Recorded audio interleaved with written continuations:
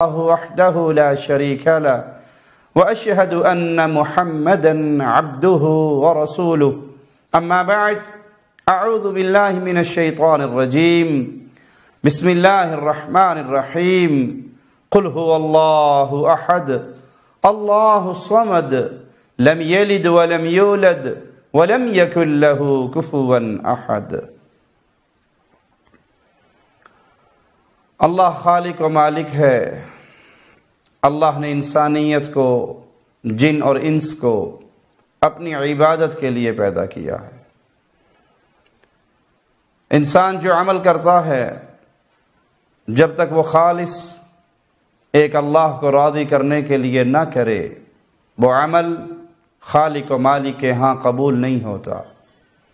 قبولیت اس کے لیے ہے جو خالص اللہ کے لیے کیا جائے، اور جس میں ریاکاری ہو، جس میں دکھلاوا ہو، جس میں شہرت ہو، وہ عمل برباد ہو جاتا ہے۔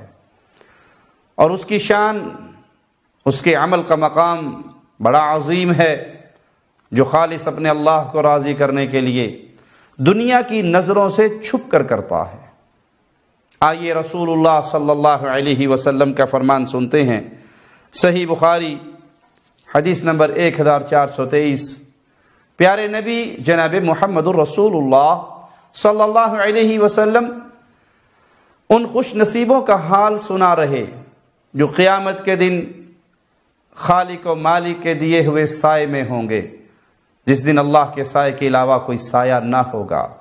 پیارے حبیب فرماتے ہیں سبعۃ یظلھم اللہ فی ظلہ یوم لا ظل الا ظلہ۔ 7 ایسے خوش نصیب ہیں جو قیامت کا دن ہوگا، عرش کے سائے میں اللہ ان کو جگہ دے گا، جس دن اس خالق و مالک کے دیے ہوئے سائے کے علاوہ کوئی سایہ نہ ہوگا۔ وہ خوش نصیب کون ہیں؟ الامام العادل، سب سے پہلے وہ عادل حکمران، وہ مسلمان حکمران جس نے عدل کیا، عدل و انصاف کو نافذ کیا۔ سب سے پہلے اس نے اللہ کی کتاب کے ساتھ عدل کیا، اللہ کے بھیجے ہوئے رسول کی سنت کے ساتھ عدل کیا، کتاب و سنت کو نافذ کیا، اللہ کے بندوں میں عدل و انصاف کیا، کتاب و سنت کی بالادستی کے بعد انسانیت میں عدل و انصاف کیا، ان کے ساتھ برابری کے معاملات کیے۔ تو یہ وہ خوش نصیب ہے جس کو قیامت کے دن اللہ عرش کا سایہ نصیب فرمائے گا۔ وَشَابٌ نَشَأَ فِي عِبَادَةِ رَبِّهِ، وہ خوش نصیب نوجوان جو اپنے رب کی عبادت میں پروان چڑھتا ہے، جو اللہ کی عبادت کرتا ہے، اس کی جوانی خالق و مالک کو راضی کرتے ہوئے گزرتی ہے۔ وہ اللہ کی عبادت کرنے والا، اللہ کو راضی کرنے والا، اور اپنی جوانی کو خالق و مالک کی عبادت میں گزارنے والا۔ یہاں اس تصور کا بھی رد ہوتا ہے جو عام لوگوں کے اندر پایا جاتا ہے کہ جوانی مستانی ہوتی ہے، جب بڑھاپے میں آئیں گے توبہ کر لیں گے، بوڑھے ہوں گے نماز پڑھنا شروع کر دیں گے، بوڑھے ہوں گے داڑھی رکھ لیں گے، بوڑھے ہوں گے ذکر اذکار کریں گے، بوڑھے ہوں گے قرآن پڑھ لیا کریں گے، کب کام ہی کوئی نہیں ہوگا، فراغت ہوگی۔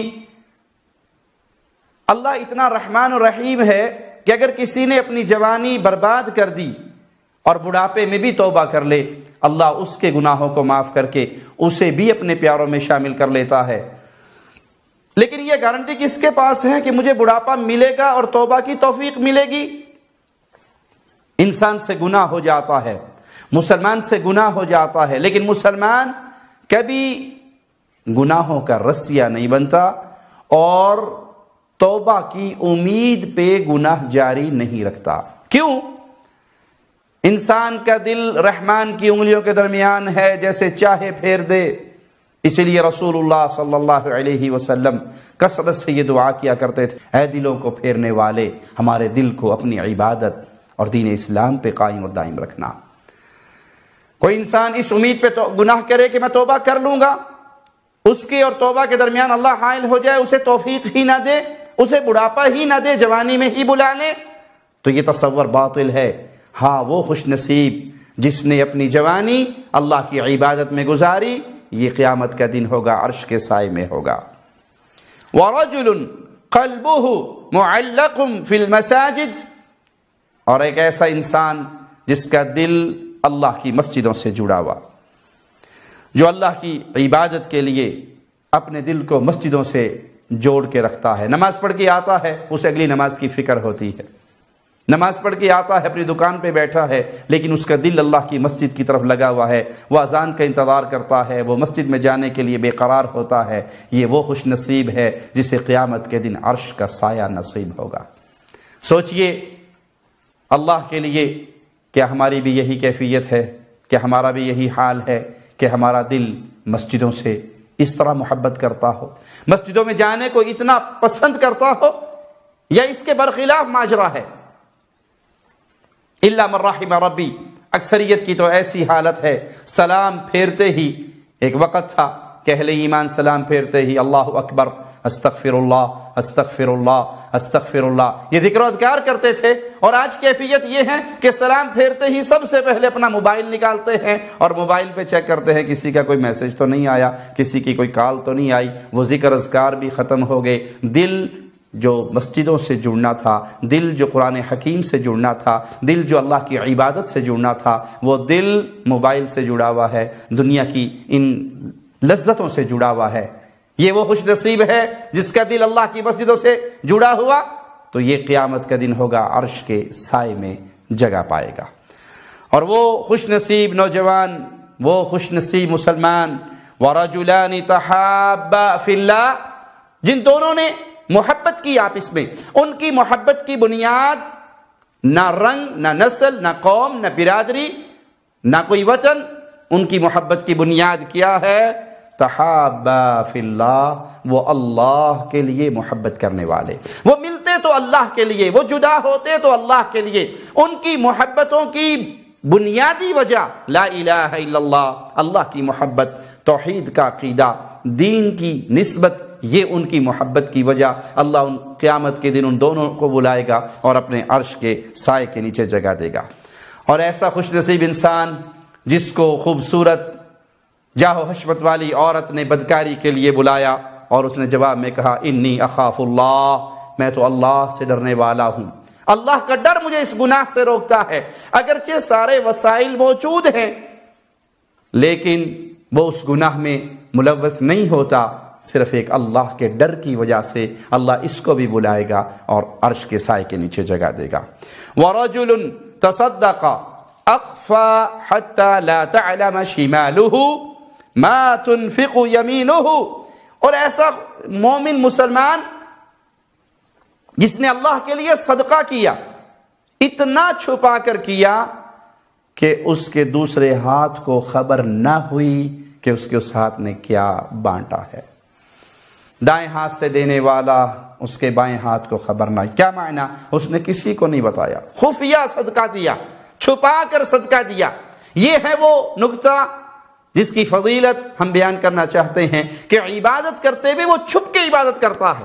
یہ تصور آج بہت کمزور ہو چکا ہے کہ ہم نے اللہ کی عبادت کرنی ہے اور چھپ کر کرنی ہے، اس سے ہمارا مقصد صرف اللہ کو راضی کرنا ہے۔ صدقہ دیں گے تو لوگوں میں مشہوری کروائیں گے، 4 بوریاں آٹے کی بانٹنے کے لیے کھڑے ہوتے ہیں اور غریبوں کی لمبی لائن لگوا دیتے ہیں۔ عید کے موقع پہ، رمضان کے موقع پہ افطاری دینے کے لیے کھڑے ہوئے تو غریبوں کی لمبی لائنیں لگی ہوئی ہیں اور کیمرہ مین کھڑا ہے اور مکمل ویڈیو بن رہی ہے، تصویریں اتر رہی ہیں، اخبارات میں چھپ رہی ہیں، حاجی صاحب کے تذکرے چرچے ہو رہے ہیں، اور غریبوں کو ذلیل کر کے ان کو اللہ کے نام پہ دیا جا رہا ہے۔ یہاں اللہ جانتا ہے تمہارے دلوں کی کیفیت کیا ہے۔ اگر تمہارا دینے کا مقصد اللہ کو راضی کرنا ہے تو پھر یہ غریبوں کو تھوڑا سا آٹا دے کے، تھوڑا سا سامان دے کے، ان کے ساتھ تصویریں اتروا کے، وہ اخبارات میں چھپوا کے آپ ان غریبوں کو، ان مجبوروں کو، کیا ان کی برادری کے سامنے ذلیل نہیں کر رہے؟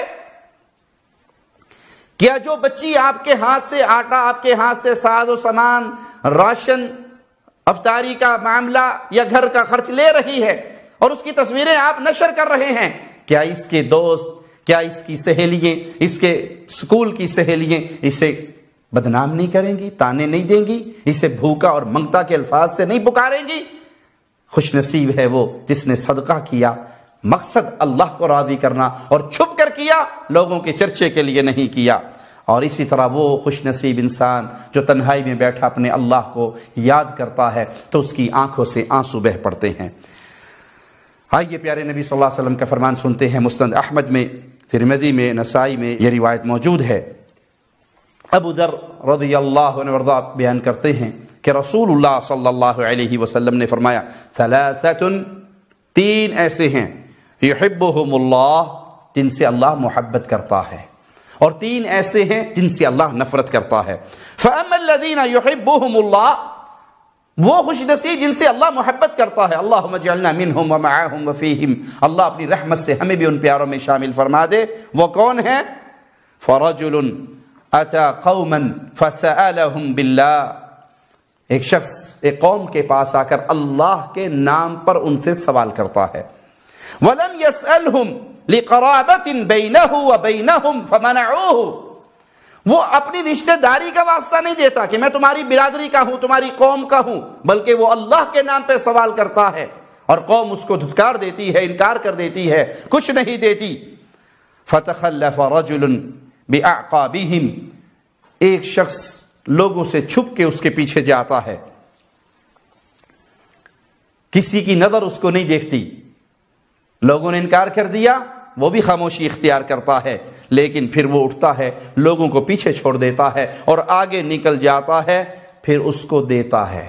حالت کیا ہے کہ جو اس نے دیا ہے اس کو اللہ اور وہ لینے والا سوالی، اس کے علاوہ تیسرا کوئی نہیں ہے جو جانتا ہو، اس طرح چھپ کر دیتا ہے۔ وہ چاہتا پبلک کے سامنے بھی دے سکتا تھا، لوگوں نے جب انکار کیا یہ بھی خاموش رہا، پھر اس کے پیچھے گیا اور تنہائی میں، خاموشی میں چھپ کر اس کو دے دیا۔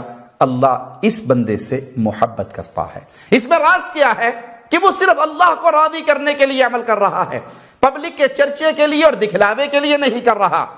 اور دوسرا شخص، وَقَوْمٌ سَارُوا لَيْلَتَهُمْ حَتَّى إِذَا كَانَ النَّوْمُ أَحَبَّ إِلَيْهِمْ مِمَّا يُعْجَلُ بِهِ فَوَضَعُوا رُؤُوسَهُمْ، قافلہ جا رہا ہے اور قافلے والوں کو جب نیند آ لیتی ہے تو انہیں اس وقت وہ نیند بڑی پیاری ہوتی ہے تو وہ اپنے سروں کو بستروں پہ رکھ دیتے ہیں، سونے کی تیاری کرتے ہیں۔ قام رجل، پبلک سو گئی، آنکھیں بند ہو گئی، تو جب وہ دیکھتا ہے کہ سارے سو گئے تو ان میں سے ایک شخص کھڑا ہوتا ہے، اس تسلی کے بعد کہ میرا قافلہ سو گیا ہے، مجھے کسی نے نہیں دیکھا، وہ تنہائی میں اٹھتا ہے اور اللہ کے سامنے کھڑا ہوتا ہے، کلام الہی کی آیات کو پڑھنے لگ جاتا ہے۔ اللہ اس بندے سے محبت کرتا ہے۔ وہ چاہتا پبلک کے سامنے بھی کھڑا ہو جاتا، لیکن اس نے یہ سارا کچھ کیوں کیا؟ ان کے سونے کا انتظار کیوں کیا؟ کیونکہ وہ یہ عمل چھپ کے کرنا چاہتا تھا تاکہ کوئی اس کے عمل کو نہ دیکھے اور وہ خالص ایک اللہ کے لیے عمل کرے۔ اور اسی طرح ایک شخص جو میدان جہاد میں نکلتا ہے، جب لوگ بھاگ جاتے ہیں تو یہ اکیلا دشمن کے سامنے سینہ تان کے کھڑا ہو جاتا ہے اور اس وقت تک لڑتا ہے یا تو شہید ہو جائے یا اللہ اس کو فتح نصیب کر دے۔ یہ وہ شخص ہے جس کو دیکھ کر اللہ اس سے محبت کرتا ہے۔ وَثَلَاثَةُ الَّذِينَ يُبْغِضُهُمُ اللَّهُ، اور وہ تین بد نصیب جن سے اللہ بغض رکھتا ہے، وہ بد نصیب ہیں۔ الشیخ الزانی، بوڑھا ہو کر زنا کرنے والا۔ جوانی میں زنا کرنے والا تو بہانہ پیش کرتا ہے کہ میں جوان ہوں، میرے پاس قوت ہے، مجھے شیطان نے بہکا دیا، اب یہ بوڑھا ہو گیا، اس کے اندر قوت نہیں ہے، ہڈیاں اس کی کمزور ہو گئی، شہوت اس کی مر گئی، لیکن یہ اب بھی اگر زنا کے راستے پہ چلتا ہے تو یہ وہ بندہ ہے جس سے اللہ شدید ناراض ہوتا ہے۔ اور وہ فقیر، وہ سوالی، وہ قلاش جو فقیر ہوتے ہوئے بھی تکبر کرتا ہے۔ فقیر کا کیا کام ہے تکبر کرنے کا؟ وہ تو منگتا ہے، سوالی ہے، لیکن اس کے انداز کے اندر بھی اگر تکبر ہے تو اللہ کو یہ بندہ بھی بڑا برا لگتا ہے۔ اور مالدار ظالم انسان بھی اللہ کے ہاں برے لوگوں میں شامل ہے۔ پیارے نبی جناب محمد رسول اللہ صلی اللہ علیہ وسلم کا فرمان، آپ فرماتے ہیں فضل صلاة الرجل فی بیتہ علی صلاتہ حیث یراہ الناس، آدمی کی اپنے گھر میں پڑی ہوئی نفلی نماز، اس کی فضیلت اس نماز سے جس میں لوگ اس کو دیکھیں، کیسے ہیں؟ کفضل المکتوبۃ علی النافلہ، جیسے فرض نماز کو نفل نماز پہ فوقیت اور افضلیت حاصل ہے، ایسے انسان کو چھپ کر نفل پڑھنا اتنا ہی اس کے لیے افضل ہے، گویا وہ فرض نمازوں کا اجر پا رہا ہے۔ جیسے فرض کا اجر نفل کے مقابلے پہ زیادہ ہے، اسی طرح پبلک کے سامنے پڑھنے سے چھپ کے پڑھنا زیادہ باعث اجر ہے۔ ہاں وہ نوافل جس میں آپ نے مسجد میں ہی آ کر ادا کرنے ہیں، مثال کے طور پہ تحیۃ المسجد ہے تو آپ نے مسجد میں ہی پڑھنے ہیں، تراویح کی نماز ہے یا اور اس طرح کی نمازیں ہیں جو آپ نے عوام کے سامنے ہی پڑھنی ہے، وہ الگ معاملہ ہے، لیکن چھپ کر نماز پڑھنا، چھپ کر نوافل پڑھنا، یہ وہ اعمال ہیں جو اللہ کو انتہائی پسند ہیں۔ راز اس میں کیا ہے کہ عبادت خالق کے ہاں زیادہ فضیلت والی وہ ہے جو خاص اللہ کے لیے ہو اور خفیہ انداز میں ہو، چھپ کر کی جائے۔ اللہ سے دعا ہے اللہ ہمیں اخلاص کی دولت